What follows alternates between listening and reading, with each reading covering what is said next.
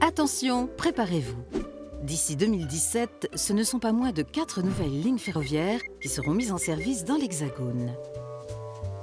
Et qui dit nouvelle ligne, dit nouveaux services.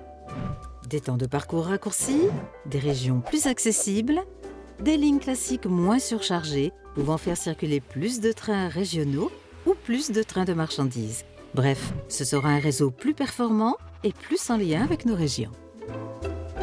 Les 2 principales nouvelles lignes sont en construction sur la façade atlantique. En 2017, ce seront 500 nouveaux kilomètres de lignes à grande vitesse qui seront connectés au réseau et amèneront la grande vitesse de Tours à Bordeaux et du Mans à Rennes. Mais saviez-vous que quand M. André prend le train depuis Nantes pour aller à Paris, que Mme Moreau prend le train de Bordeaux pour aller à Lille et M. Perrin celui de Rennes pour se rendre à Paris, ils circulent en réalité tous les 3 simultanément sur une même portion de 150 km de ligne que l'on appelle la ligne à grande vitesse atlantique.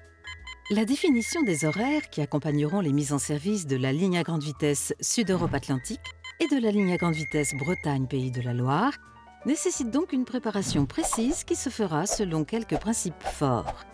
Premièrement, la grande vitesse bénéficiera à tous au-delà de Bordeaux et de Rennes. Pour que Madame Thomas, qui va régulièrement savourer un cassoulet avec ses cousins toulousains, puisse profiter au maximum de la grande vitesse, son train entre Paris et Bordeaux sera direct.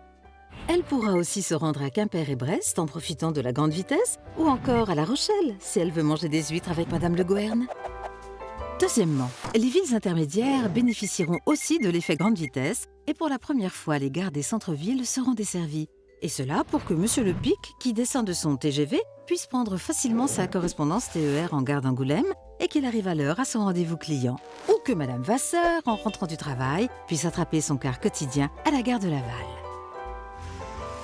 Autre nouveauté, les TER vont pouvoir emprunter un tronçon de ligne à grande vitesse via une nouvelle liaison à Sablé-sur-Sarthe qui offrira ainsi des connexions supplémentaires entre Nantes, Angers, Laval et Rennes.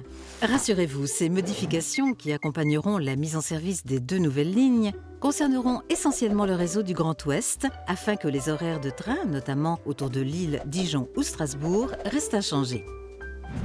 Moderniser le réseau, l'agrandir pour améliorer les dessertes et les services aux voyageurs, c'est aussi savoir l'ajuster pour que chacun arrive en temps et en heure à bon port. À bonne gare.